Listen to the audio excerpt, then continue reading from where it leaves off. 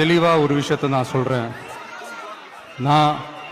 நாங்கள் எப்பவுமே மதச்சார்பற்ற கொள்கைன்றதுல அந்த ஸ்டாண்ட்லேயோ மதச்சார்பற்ற சமூக நீதி என்ற அந்த நிலைப்பாட்டிலேயோ எப்பவுமே சமரசம் வச்சுக்கவே மாட்டோம்.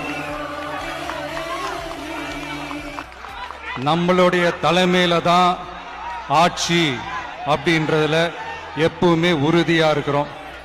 நம்மளுடைய முதல் மாநாட்டில் கூட நான் சொன்ன மாதிரி அரசியல்ல யாருக்காகவும் எதுக்காகவும் எந்த விதமான ஒரு சமரசமும் நாம வச்சுக்க போறதே இல்லை. அந்த பேச்சுவார்த்தையே கிடையாது. சரிங்களா? அதனால யார் என்ன அவதூறு பரப்புனாலும் தயவு செஞ்சு அதை நம்பாதீங்க. எல்லாம் வல்ல இறைவனின் அருளால் நாம நினைச்ச டார்கெட்டை நம்மளால நிச்சயமா அடைய முடியும்.